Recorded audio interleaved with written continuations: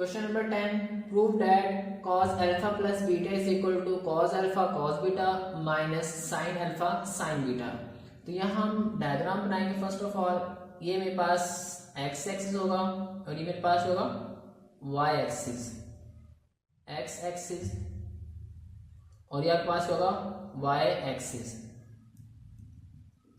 और ये हमारे पास क्या है, ओरिजिन। एक हमारे पास वेक्टर a है ओरिजिन से, जो कि ओरिजिन से एंगल बनाएगा एंटी क्लॉकवाइज, वो क्या होगा, अल्फा। और एक और वेक्टर हम लेंगे b वेक्टर, ये जो ओरिजिन से हमारे पास एंगल होगा ये क्या होगा, बीटा, लेकिन अगर ये क्लॉकवाइज है तो माइनस बीटा। अब इन दोनों को एंगल्स का सम, अगर मैं एंटी क्लॉकवाइज मूव करूं, दोनों एंगल्स का सम क्या होगा मेरे पास, अल्फा प्लस बीटा। और इसके मेरे पास जो कंपोनेंट्स होंगे, एक एक कंपोनेंट्स मेरे पास क्या होंगे, cos alpha cos beta cos alpha sine alpha, और आपके पास बी के कंपोनेंट्स होंगे cos beta minus beta sine minus beta.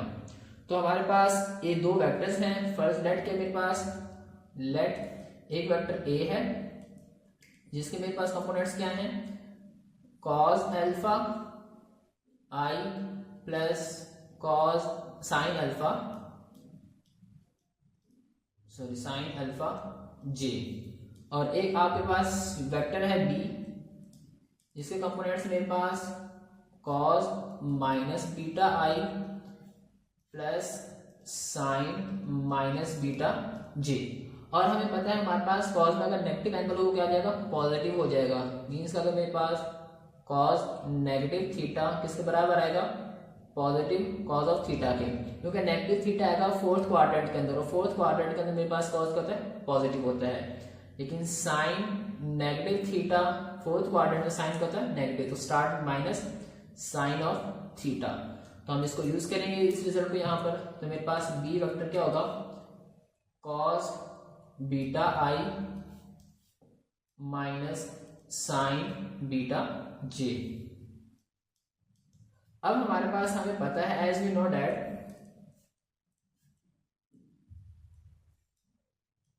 हम सब जानते हैं कि a डॉट बी, दो वेक्टर्स का डॉट प्रोडक्ट किसके बराबर होता है, a की मैग्नीट्यूड b की मैग्नीट्यूड कॉस ऑफ एंगल यानी theta between a and b। अब a और b के दरमियान बनने वाला एंगल मेरे पास क्या है, अल्फा प्लस बीटा। तो यहाँ पे मेरे पास क्या होगा, एक a dot b is equal to a की मैग्नीट्यूड b की magnitude cos of theta, theta मेरे पास क्या है, अल्फा प्लस बीटा। इसको आप इक्वेशन नंबर 1 का नाम दे दें।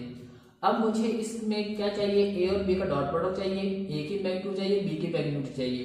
अब वेक्टर्स आपके पास में फर्स्ट ऑफ ऑल हम मैग्नीट्यूड फाइंड करेंगे। नाउ a की मैग्नीट्यूड मेरे पास क्या होगी, इसके कंपोनेंट्स, इसका square cos alpha cos square alpha plus sine square alpha, और ये स्क्वायर रूट। अब हमारे पास रिजल्ट था उनके cos square theta theta any angle alpha कर लें plus sine square theta is equal to किसके बराबर होता है, 1 के। तो यहाँ मेरे पास क्या आएगा, एक यूनिट वेक्टर की magnitude is equal to 1 square root, और किसके बराबर होगा, वो 1 के बराबर होगा। ऐसे ही आप b की मैग्नीट्यूड फाइंड कर लें।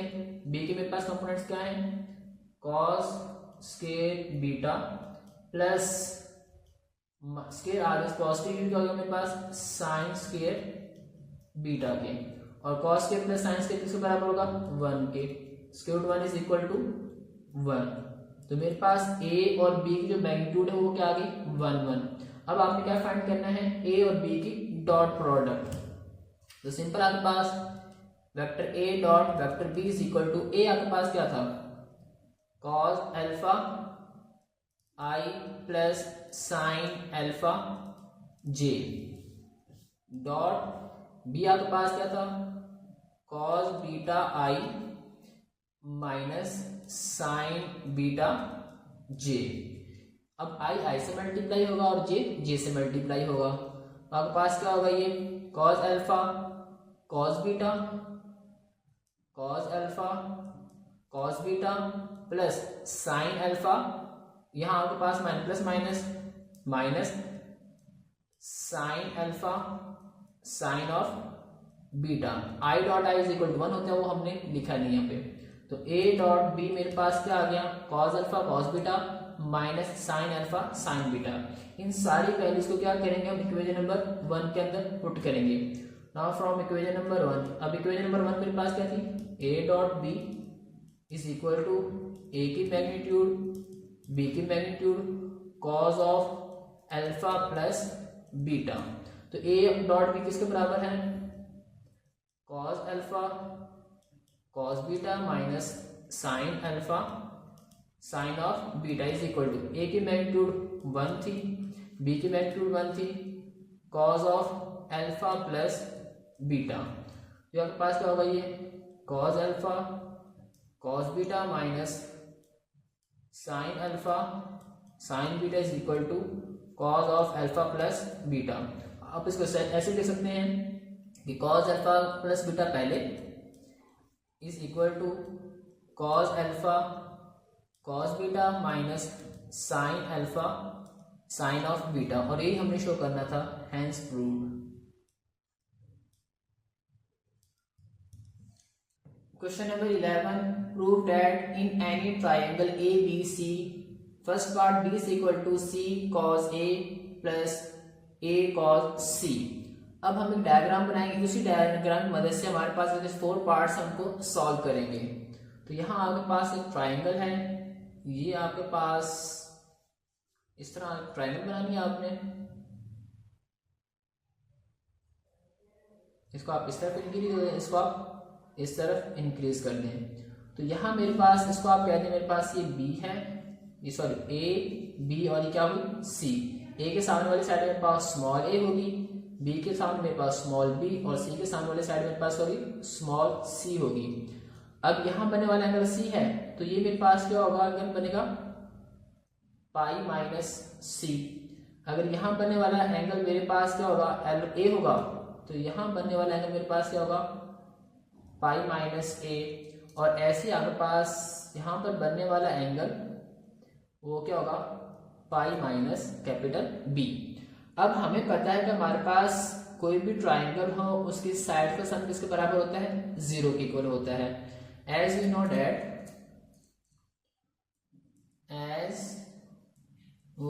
दैट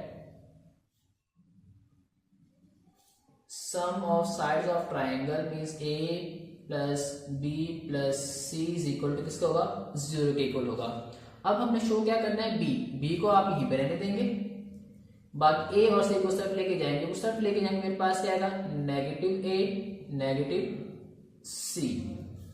अब हमने करना क्या है, हमें b चाहिए, तो b से आपने क्या करना है, डॉट प्रोडक्ट मल्टीप्लाई करना है। तो आपके पास क्या होगा, ये b dot b is equal to b dot, ये मेरे पास माइनस a माइनस c। अब क्योंकि हमारे पास यहाँ पर 2 ट्रिग्नोमेट्रिक फंक्शंस हैं, cos a और cos c, तो 2 हमारे पास होने चाहिए, डॉट प्रोडक्ट होनी चाहिए। तो ये तो आपके पास बन जाएगा b का स्केल, इसको आप मल्टीप्लाई करें, minus b dot a minus b dot c. अब डॉट प्रोडक्ट हमें पता है कि हमारे पास ये किसके बराबर होगा, एक बी की मैग्नीट्यूड ए की magnitude cos of angle between A and B, A और बी के दरमियान बनने वाला एंगल मेरे पास क्या है, pi minus C. So pi minus C minus B की मैग्नीट्यूड सी की magnitude cos of angle between B and C, B और सी के दरमियान बनने वाला एंगल मेरे पास क्या है, पाई माइनस ए। तो यहां आपके पास क्या हो जाएगा, ये माइनस बी की मैग्नीट्यूड ए की मैग्नीट्यूड, ये आपके पास वैसे ही आ जाएगा।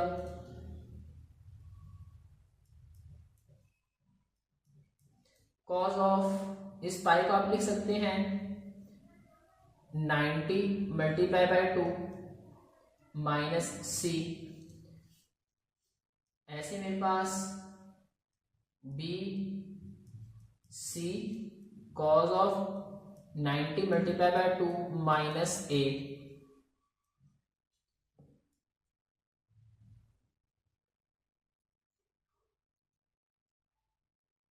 यहाँ आपके पास क्या होगा माइनस बी ए। अब हमें पता है कि हमारे पास अगर 90 से मल्टीप्लाई होने वाला नंबर इवन नंबर हो तो हमारे पास ट्रिग्नोमेट्रिक रेशियोज को रेशियो में चेंज नहीं होगी, तो कॉस कॉस ही रहेगा हमारे पास, और आगे जो भी एंगल है वो लिखा जाएगा।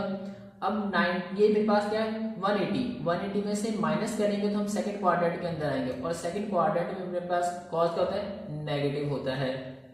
Minus B C cos of, अब ये मेरे पास यहाँ पे 90 मल्टीप्लाई बाय 2 मीन्स कि अगर 90 से अगर हमारे पास इवन नंबर मल्टीप्लाई होगा तो ट्रिग्नोमेट्रिक रेशियो को रेशियो में चेंज नहीं होगी, अगर ऑड नंबर होता तो इसमें को रेशियो में चेंज होना था। तो हमारे पास क्या आएगा ये कॉज ए ही रहेगा। अब 190 मल्टीप्लाई बाय 2 सेकंड क्वाड्रेंट मतलब 180 माइनस करेंगे सेकंड क्वाड्रेंट के अंदर, और सेकंड क्वाड्रेंट के अंदर मेरे पास कॉस क्या होता है नेगेटिव होता है। अब minus minus plus B A cos of C minus B C cos of A. इधर मेरे पास क्या था b की मैग्नीट्यूड का स्क्वायर, इसको आप लिख सकते हैं b डॉट b, यहां से आप b कॉमन ले लें, क्या आएगा आपके पास a cos c minus c cos a, b से b कैंसिल हो जाएगा मेरे पास, b किसके बराबर आ गया b is equal to a cos c minus c cos a के बराबर, यही हमने शो करना था। क्वेश्चन नंबर 11 का part 2 c is equal to a cos b plus b cos a। तो हम सबको मालूम है as we know that the sum of sides of triangle वो मेरे पास a plus b plus c किसके बराबर होगा 0 के इक्वल होगा। अब हम यही डायग्राम बार बार यूज करेंगे। तो यहाँ हमें c चाहिए, c को आप ये रहने देंगे, a और b को सेपरेट जाएंगे मेरे पास माइनस a और माइनस b। अब हमें यहाँ पे c क्या करेंगे दोनों तरफ c पे मल्टीप्लाई करेंगे, तो c dot c is equal to minus c dot a या a डॉट c, क्योंकि हमारे पास डॉट प्रोडक्ट में कम्यूटेटिव प्रॉपर्टी होल्ड करती है, माइनस b डॉट c। अब c डॉट c क्या होगा c square is equal to a dot a, ये मेरे पास क्या आएगा a c cos of angle between a and c, a और c के दरमियान बनने वाला एंगल मेरे पास क्या है पाई माइनस b माइनस इसके डॉट प्रोडक्ट ओपन कर लें b C cos of angle between b and c, b और c के दरमियान बनने वाला एंगल मेरे पास क्या है पाई माइनस a के इक्वल होगा। अब वेक्टर्स को आप ऐसे लिख सकते हैं और इसको आप इस तरह भी लिख सकते हैं, दोनों मेरे पास होंगे वेक्टर की नोटेशन है। तो यहाँ के पास C square is equal to minus A C cos of, ये पाई हमारे पास 180 होता है, इसको लिख सकते हैं 2 मल्टीप्लाई बाय 90 वो 180 होगा, minus B C cos of 2 multiply by 90 degree minus A. अब हमारे पास ट्रिग्नोमेट्रिक रेशियो होती है जो को रेशियो में चेंज होगी अगर 90 से मल्टीप्लाई होने वाला नंबर ऑड नंबर हो, ये क्या इवन नंबर है तो ट्रिग्नोमेट्रिक रेशियो को रेशियो में चेंज नहीं होगी। तो मेरे पास minus A C cos of सामने वाला एंगल बी आएगा, और क्योंकि सेकंड क्वाड्रेंट के अंदर है और सेकंड में कॉस क्या होता है नेगेटिव होता है, माइनस बी सी, ये भी हमारे पास क्योंकि 2 से मल्टीप्लाई हो रहा है वो मेरे पास एक इवन नंबर है तो ट्रिग्नोमेट्रिक रेशियो में चेंज नहीं होगा, cause of A second quadrant के अंदर तो क्या आएगा नेगेटिव। अब नेगेटिव क्या होगा मेरे पास positive A C cos of B minus plus B C cos of A. अब इन दोनों में से सी कॉमन आ रहा है, अब सी कॉमन ले लिए, A cos B plus B cos A.